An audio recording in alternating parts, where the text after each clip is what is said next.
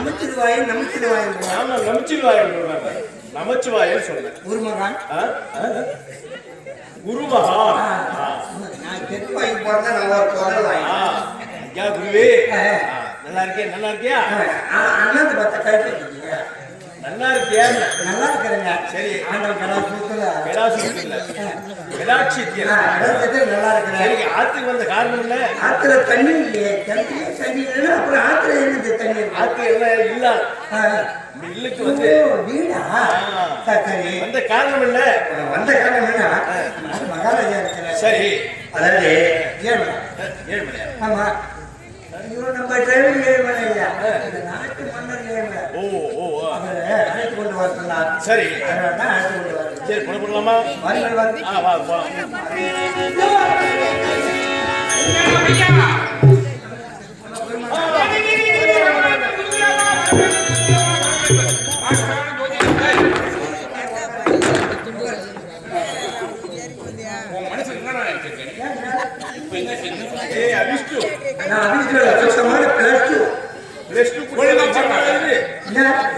படிச்ச லட்சணமா இது.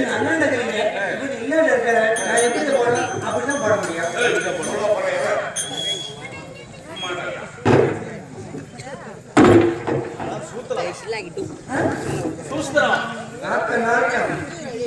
மகாதேவா உங்களை ஏன் அழைத்தேன் தெரியுமா?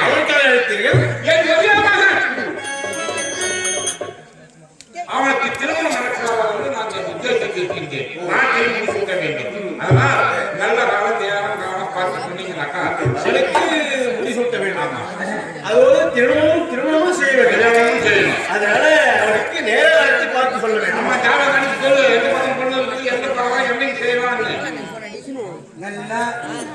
நல்லா பார்த்து சொல்லுங்க. இந்த தேதி வாங்கிட்டீங்களா? 23ஆம்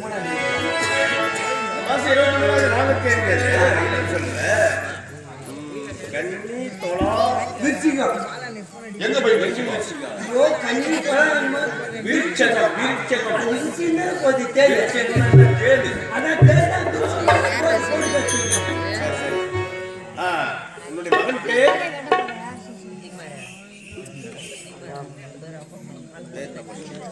தயானன்.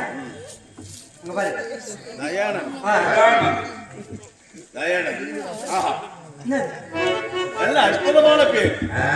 பேர்ல எந்த குறையும் கிடையாது. ராசி பலனும் நல்ல ஜாதகம் தான். பொருத்தமான பேரு நல்ல ஜாதகம். இது நல்லா தான் இருக்கிறது. பழுது தெரிகிறதா? ஆனா ராசி பலனும் நல்லா தான் இருக்கின்றது. சரி எந்த குறையும் கிடையாது. ஆமா திருமணம் நடைபெறும் இல்லை என்று சொல்லவில்லை.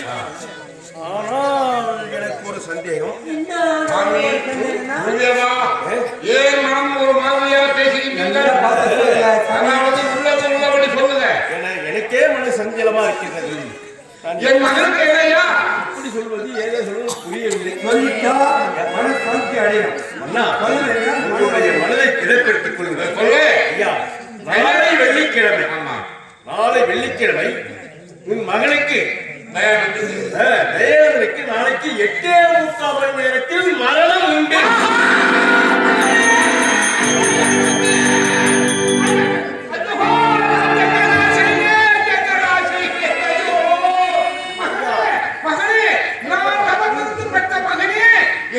போய்விட்டாய் என்னைக்கு போய்விட்டாய் மகனே?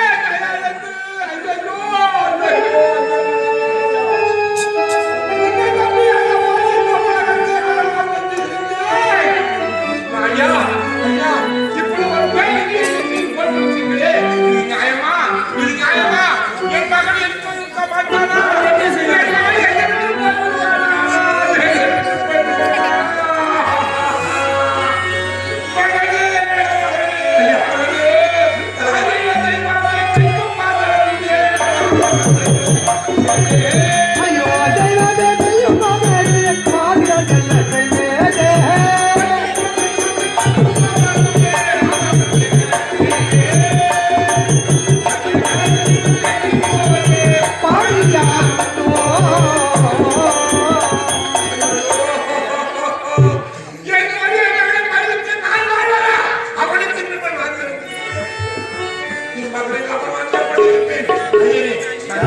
இதுக்கு எதுவும் மாற்று கிடையாது.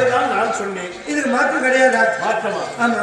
மாற்றம் இல்லை, என்ன செய்வது ஒன்றும் புரியவில்லை. என் முதல் மகன் வாழணும், அவன் வாழ வேண்டும். வாழ வேண்டும். அப்படி என்றால் இந்த 8:45 மணி நேரத்தில் மகன் வாழ வேண்டும் என்றால் இந்த 8:45 மணி நேரத்தில் ஒரு இரும்பு கோட்டை வந்து கட்ட வேண்டும். இரும்பு கோட்டை. ஆமா, என்ன கருவாலாம் கட்டிடலாம்.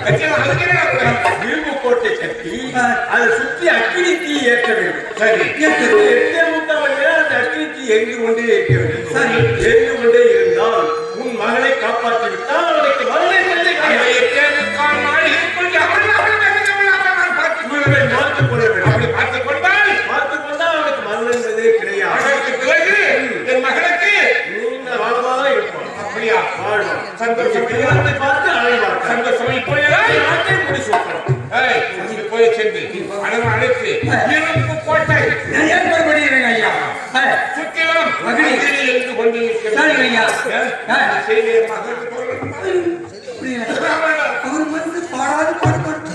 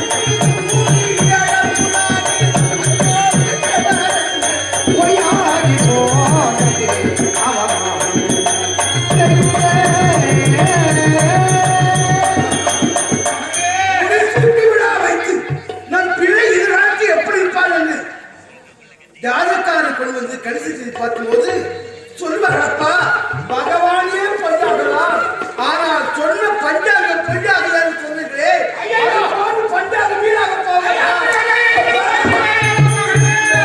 நான் யாருக்கு என்னப்பா பாவத்தை யாருக்கு என்ன செய்கிறோம்? கூலிய கொடுத்தோமா, இருந்தோமா, அண்ணன் வந்து இருந்தவருக்கு இல்லையும் சொல்லிட்டோமா? எங்கோ இனிமே நினைக்கிறேனே அப்பா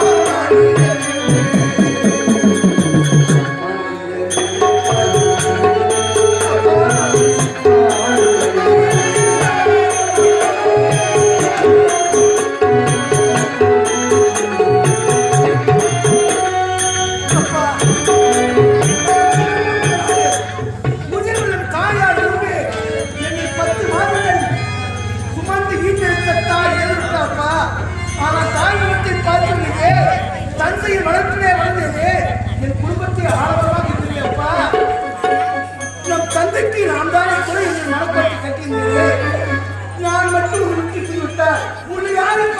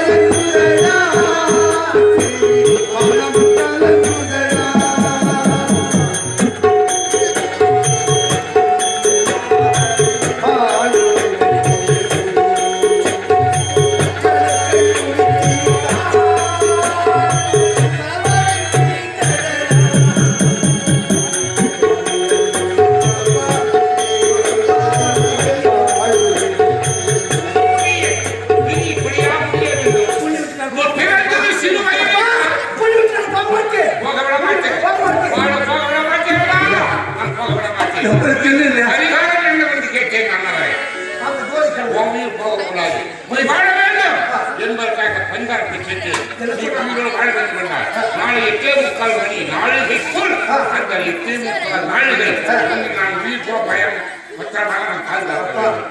இப்போது அவங்களுக்கு திரும்ப வருகிறது. விதியை மத்தியால் வெள்ளா என்று சார்ந்தவர் தாங்கள் சொல்லிருக்கிறார்கள். அந்த மரியாதை போகிறது. ஒரு குழப்பத்தால் இதுக்கு தீர்வு கிடைத்து விட்டது. ஐயா இரும்பு கோட்டை அமைக்க வேண்டும். இரும்பு கோட்டை அந்த கோட்டைக்குள்ளே நானும் நீயும் இருக்கிறோம். சபாஷ். காற்று புகை நுழையாத கோட்டை இரும்பு கோட்டை. நீங்க நான் எத்தனை நாள் சொல்லுங்க? நாயகை கலந்து விட்டாயானால் உனக்கு காய் கிடையாது. அப்படியெல்லாம் நீ என்னோடு இருப்பாய். அந்த இரும்பு கோட்டை எல்லோரும் கட்டி சுற்றி காவல் வைத்து